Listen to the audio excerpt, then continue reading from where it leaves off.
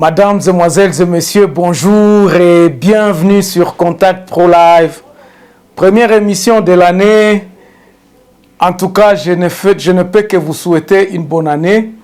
Merci encore d'avoir été nombreux, de nous accompagner, d'être là. Nous avions passé une année 2022 ensemble.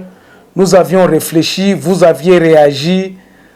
Vous vous êtes massivement abonnés sur cette chaîne. En tout cas, recevez mes voeux le meilleur pour l'année 2023 que nous commençons. Nous le commençons aujourd'hui parce que aujourd'hui c'est la première émission pas réaction, mais Contact Pro Live, donc la première émission traditionnelle Contact Pro Live où nous allons essayer un peu de vous donner ce qui sera de l'année 2023. De quoi allons-nous parler vraiment de 2023? Donc, nous allons essayer un peu de vous situer là où nous sommes et vous donner un peu le rapport de ce que nous avions fait l'année passée. Et puis, essayer un peu d'aller dans la perspective d'avenir. Qu'est-ce que nous entrevoyons? Quels sont nos objectifs? Où nous voulons aller avec vous? Pour que, lorsque nous allons commencer à apporter les réflexions, vous puissiez connaître la suite et que vous y participiez. Parce que beaucoup de gens tombent comme des cheveux dans la soupe. Ils nous critiquent sans toutefois savoir par où nous sommes partis. Donc aujourd'hui, nous ne ferons que naviguer en tout cas sur les sujets qui vont préoccuper l'année 2023 ici à Contact Pro Live. Quelles sont les réflexions, encore une fois de plus, que nous allons porter à votre disposition pour que nous puissions regarder où est-ce que nous pouvons encourager les dirigeants, surtout à accompagner les décideurs de notre pays, à aller dans le sens d'allévier la tâche, d'allévier le malheur ou la misère qui se vit en République démocratique du Congo. Nous ne sommes qu'une voix, que nous portons une voix d'un peuple congolais qui réfléchit. Voilà un peu ce que nous allons naviguer un peu dans cette émission d'aujourd'hui pour que vous puissiez avoir une certaine perspective de là où nous sommes en train de partir et par où nous allons nous limiter pour l'année 2023. Voilà, mais comme d'habitude, nous allons prendre le grand titre à la une des journaux qui paraît ce matin sur Internet et puis nous allons revenir tout de suite après pour le développement de notre sujet. Voici le grand titre à la une des journaux qui paraissent ce matin sur Internet. Nous commençons par élection-net.com. Enrôlement en RDC vers une prolongation de l'opération. M23, ce que Paul Kagame reproche à Félix Antoine Tshisekedi. L'ONU découvre près de 50 morts dans une fosse commune à Nyamamba et à Bongi. On va sur actualité.cd. Prolonger la durée de l'enrôlement ne va pas impacter sur le calendrier. La CENI prend en compte les difficultés soulevées. Ça, c'est le SCC et puis 5O. RDC Djougou, plusieurs blessés lors d'une manifestation spontanée de déplacés après l'attaque de leur site par le milicien Codeco. Kwango, presque un mois après l'enrôlement des électeurs, n'a toujours pas débuté à Mwanga, Kibunda, Panzi et Tembo.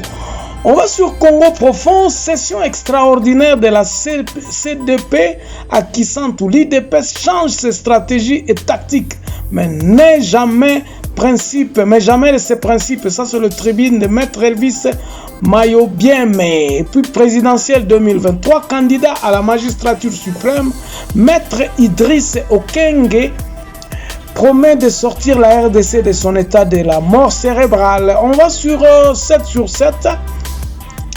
RDC, manifestation anti-force EAC, le gouvernement rappelle la population au calme et à éviter de faire le jeu de l'ennemi.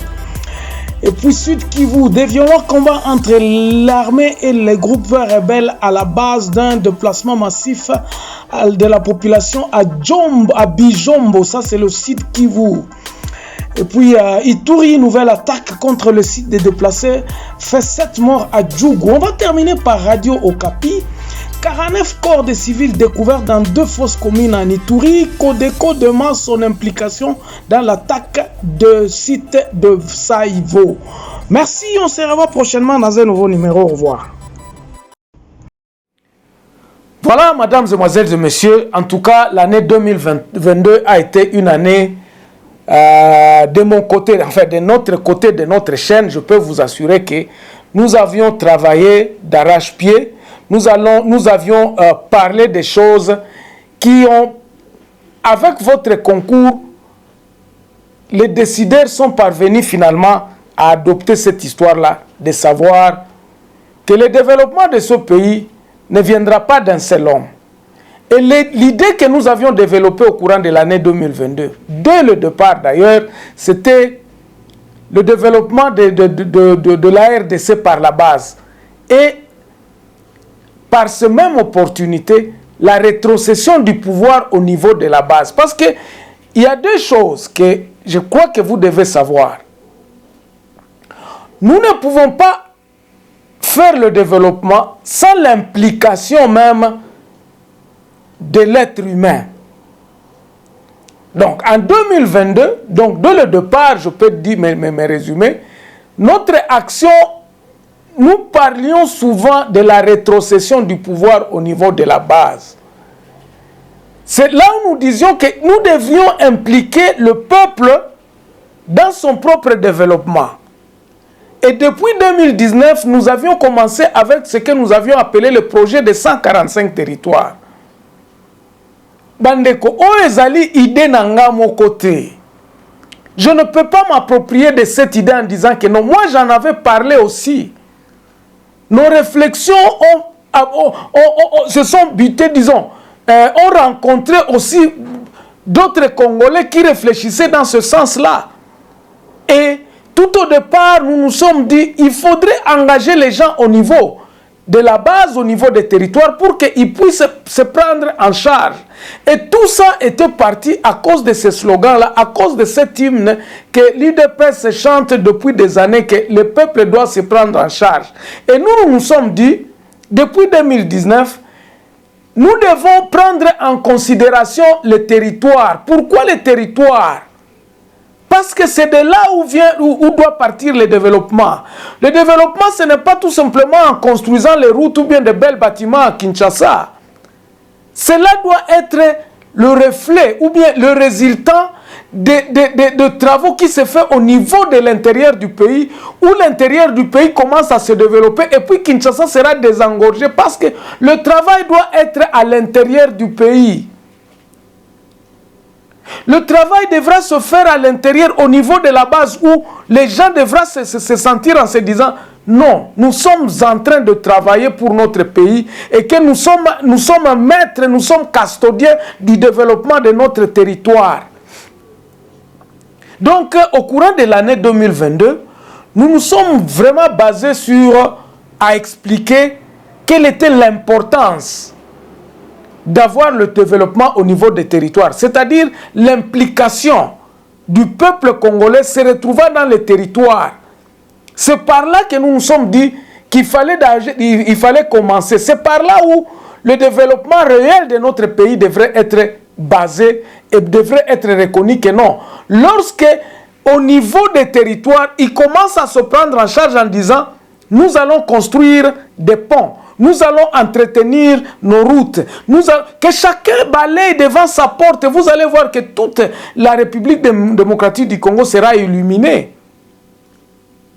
Et en 2022, nous avions encore tapé très fort en disant ce projet-là ne devrait pas être piloté par Kinshasa. Peut-être supervisé par Kinshasa, mais pas piloté par Kinshasa. Les décisions devraient venir d'eux-mêmes, le peuple, au niveau de la base. C'est au peuple eux-mêmes au niveau de la base où les décisions devraient se prendre avec cette assiette fiscale qu'ils savent que non, ici nous avons de l'or, ici nous avons du diamant, tout ce que nous produisons, voici notre part à l'assiette fiscale de la République démocratique du Congo. Ça, c'était le principe de base que nous nous sommes dit, que le projet de 145 territoires sur lesquels il devrait se baser, c'est-à-dire la rétrocession même du pouvoir au niveau de la base en reconsidérant le fait que Ce n'est pas tout qui doit venir de Kinshasa. Ces gens-là, au niveau de la base, devraient travailler. La territoriale devrait recommencer à travailler comme dans le temps. Voilà ce que nous avions développé en 2022. Nous nous sommes vertueux en expliquant que comment nous pouvons aller au développement en impliquant justement ces gens-là au niveau de la base. Le chemin était quoi? Qu'est-ce que nous avions expliqué? Le chemin était très simple en disant il fallait proclamer un nouveau Congo et préparer ce nouveau Congo. Donc depuis 2019, nous avions dit à Félix Tshisekedi, Monsieur le Président, pardon, Tobandela zéro. Kobandela zéro on ezali ko reconnaître batuna kati ya bituka o place bazali. Kila fasi kwenye mkongomani iko anajitolea, anajua seme hapa ni kwetu, hapa ni kwangu, hii njia yetu, hii barabara yetu ni yetu, si njo tunapaswa kuitengeneza. Na hii barabara inatusaidia kwa kuevacue chakula yenye tunalima huku kwa kwenda kutafuta hako kuizunguzisha kuma grand centre kuma marejo zingine. Alors responsabilité ya kila territoire ni kujikamata en charge, kujikamata kusema si tunakuwaka na oro yetu. Hii oro yetu tunapaswa kuiuzisha pamoja. Jusi wote tuangalie namna gani kama ile mali inaweza kusaidia konani territoire yetu.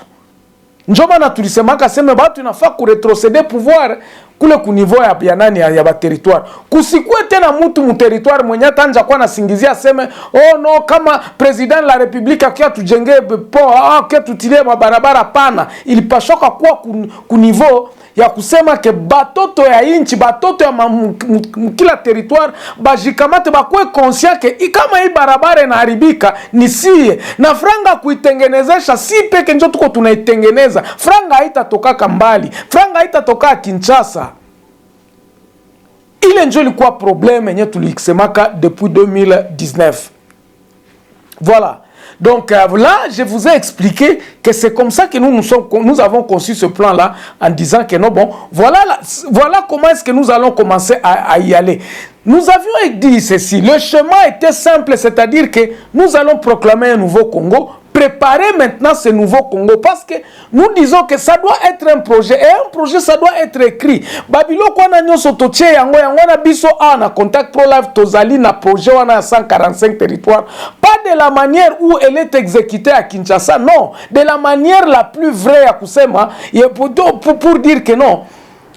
Nous allons rétrocéder le pouvoir, nous allons engager la ressource humaine dans les territoires pour la reconstruction même de ce pays. Ça ne sera pas l'apanage de Kinshasa, mais ça sera l'apanage de tout un chacun dans le territoire. Et tout un chacun devrait s'impliquer. Lorsque nous allons faire appel à ça, le chemin était que pendant que nous sommes là, pendant que nous sommes en train de parler, pendant que nous sommes en train de